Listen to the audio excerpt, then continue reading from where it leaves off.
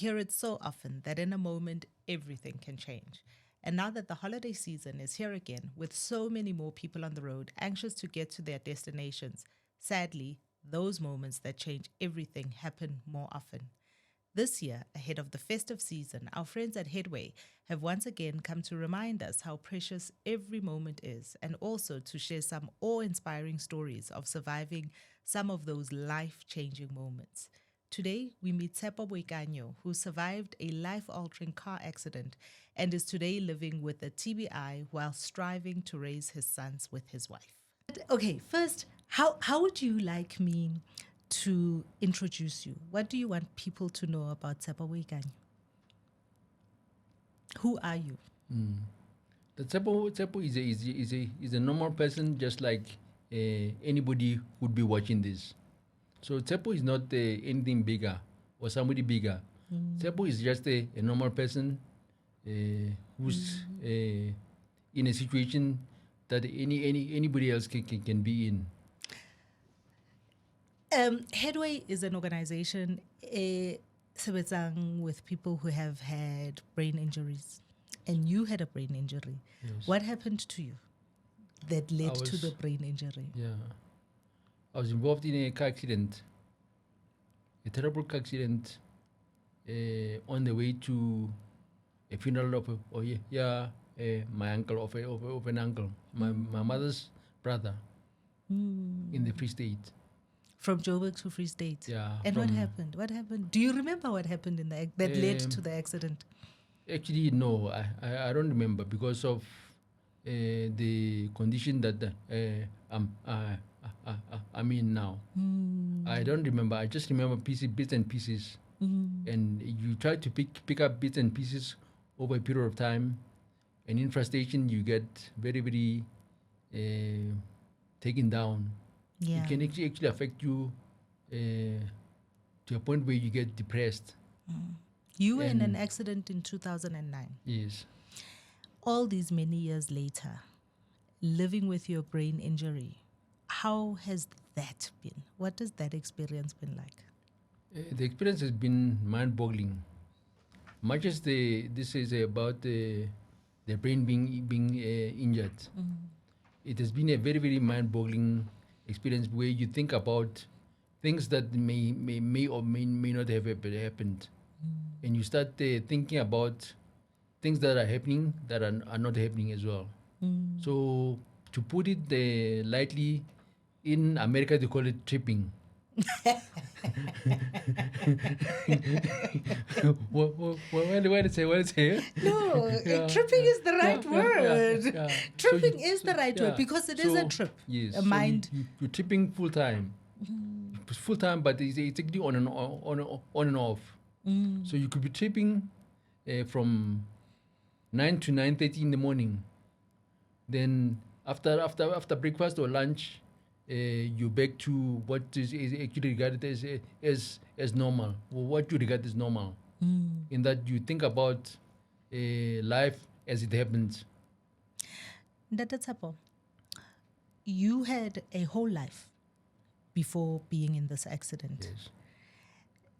Talk to me about how your life changed when you came back from hospital.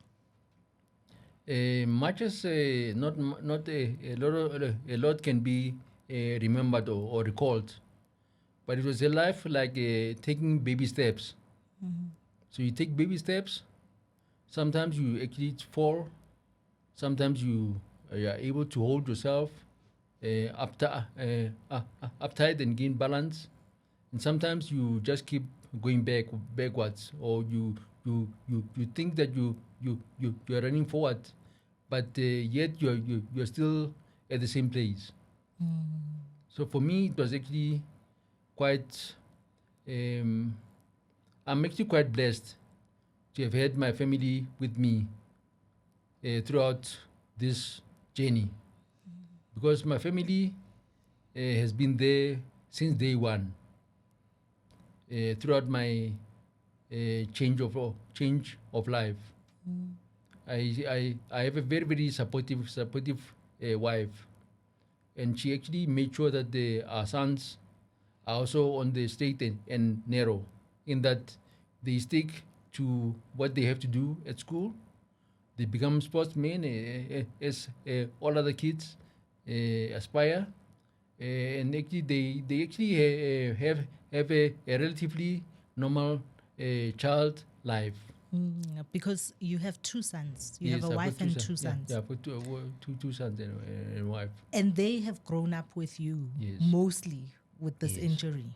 Yes. How would you say, for you as a father, raising the boys with living with this injury has been like? It has been very, very challenging because you think and you worry about them like any other parent does. Are they doing well at school? Are they having a very, very balanced life at home? And do they have friends that they can actually see without thinking otherwise? So you worry about those things. What do you mean otherwise? No, by otherwise I mean, kids have their own world of actually they do school and then they want to go out with friends or they want to play sports. So that's what I mean about otherwise. And take us through a typical day in the Bukanyo family. Typical day in the Bukanyo family is very, very how can I put it? It's very I don't want to say normal, but it's a day that only God points out to be. In that you wake up in the morning. Like normally, I'll tell you. Let me just backtrack and tell you about what I do. I wake up in the morning and I open windows and curtains. And I told myself that I'm not gonna be in bed and have somebody else do that for me. So I try to be involved, and that is one thing that somebody whose life has changed needs to actually take a step towards. Much as it's very, very risky that I can't be on a walker going down the stairs and falling when the rest of the family is sleeping or when the rest of the family is getting ready for school or for work. I must actually make sure that I take all the necessary steps to do that. So I open windows and curtains, and then I also listen to radio, and then I then wait for breakfast. Did you find when you came back after your accident, when you came back home, did you have to do any adjustments to the way you live, the life you had at home? What Yes. kind of adjustments did you have It was to? adjustments that actually stem from the way things are done. Like you move away from what you normally do, which is going to work every morning and then going to actually take care of things that affect the family as well and yourself, to actually not being able to go anywhere anymore. Because of my condition, I can't drive a car anymore. I cannot work. My concentration level filters from high to low, in that I must actually control that I'm actually concentrating on doing this interview now. I can't let my mind fly off to another place or think about other things. So my life has changed in that way, and then my life also changes in that um, people that around are normally around you, they try to maybe take a back step. The back step is no. I came to peace with the fact that some of them or most of them take a back step because it's new territory. They don't know Tshepo as being a Tshepo who can talk properly anymore, or Tshepo who stutters, or Tshepo who can recall things. So they take a step back. also trying to deal with the issue of Tshepo being different. So you must quickly just get to acknowledge that life changes in any form. So people have actually changed in that way. Not only just friends, but also family members. Relatives are afraid to call you. Relatives are afraid to come and visit you. Relatives have their issues in terms of not being able to have a conversation with you, or just picking up the phone, or sending you a WhatsApp message or email. So people also think about, they also struggle with how this life-changing moment has affected you and affected them as well. And you spoke earlier about depression. Yes. And about the strain of having this type of injury. I mean, I think on one aspect, having a brain injury that physically affects you, people can see that. And Yes. so people, as you say, can walk away, step away, Yeah. have their own fears and own way with which they respond to that. But the heavy mental toll of depression, not just on you, because it's not just your life that's changed, it's the entire family's life that's changed. How did you and your family deal with that? Luckily, my partner, my wife, is very, very involved. So whatever I do, especially after the accident, she gets involved. She actually reads up, and she actually gets informed about how to deal with this as well. Although I feel that I'm a strong believer in that when somebody goes through a life-changing event like this, like mine, the family also needs to get therapy as well. They also need to heal. They need to acknowledge. They need to deal with how to deal with this life-changing event. And your experience with Headway, because you're a member at Headway Yes. all these many years, how have they helped you and your family readjust to Headway this life? Headway and many other places, like the one I went to before Headway, called McCulloch, Harrison and Partners. Although I went there for a fixed time period, which means I would go there for occupational therapy or speech therapy or physiotherapy at a specific time. Although those aspects help, but Headway is actually a day away from home, where you spend from 9 o'clock in the morning until 3:30 or in the afternoon, like you were going to work. And actually the work that gets done at Headway is also across those respective areas or aspects of therapy, like occupational therapy, speech therapy, biokinetics. And we also have a discussion that happens where we discuss about current affairs or things that happened in the past. Yeah. And how has being part of a community of that nature helped you in dealing with the changed life that you have now, and helped you reintegrate Yes. into society? Yeah. You see, places like Headway that offer therapy are actually good because they make you acknowledge. You quickly acknowledge that the life has changed. Much as life has changed, it is not changed to a point where you are an island. So Headway is very, very communal, in that we all get together and go through those specific therapy areas and get different views of that, as compared to people maybe in other places or rural areas where you're just kept away from society. And Headway also allows us to actually interact outside of therapy. We sometimes not, of course, this happens on and not often.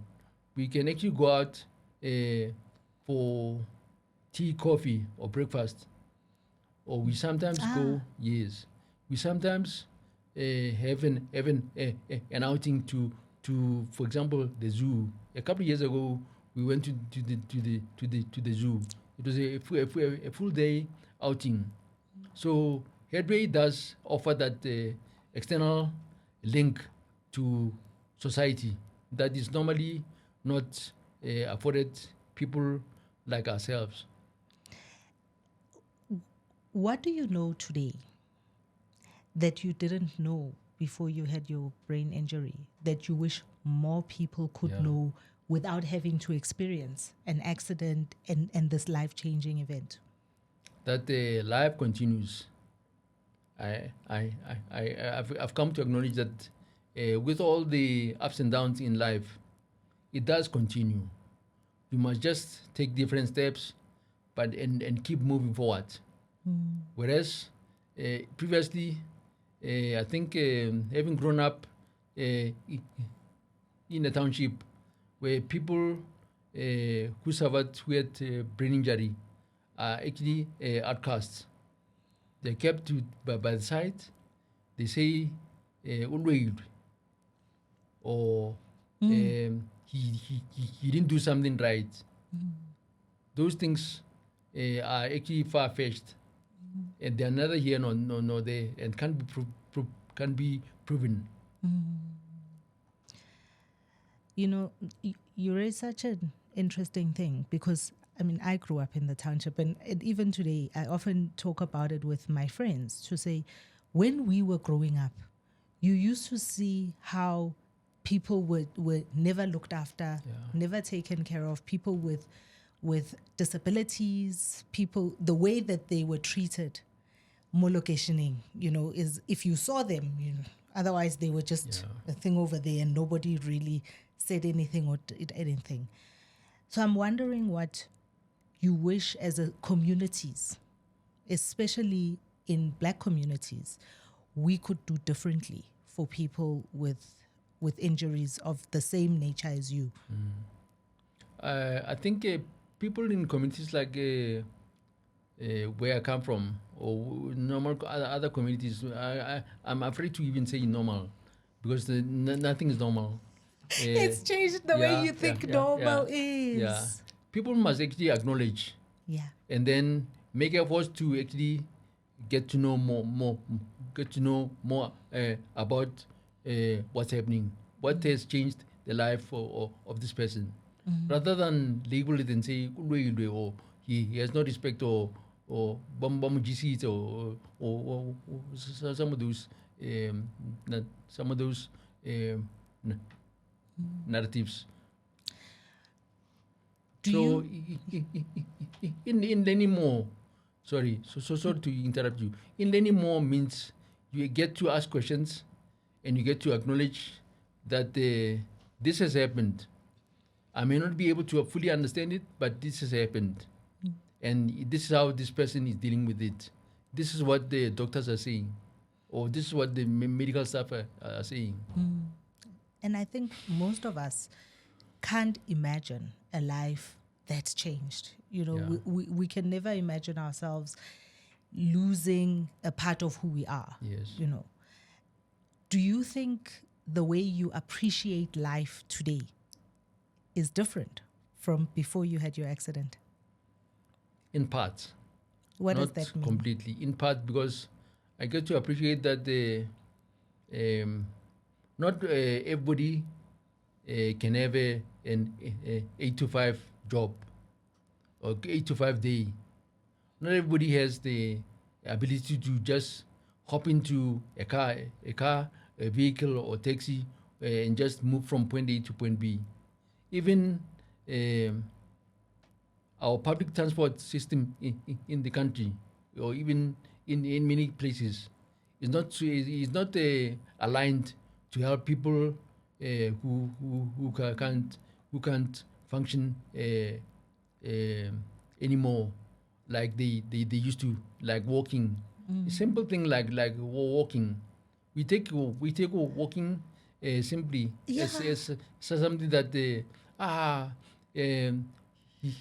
he's no longer 4 years old, so he can walk and he's gonna walk for the rest of his life. Yeah, and our pavements and the way the Yes. pavements Yeah. are and Yes. accessibility. Accessibility. Yeah. I learned that in a very strange way.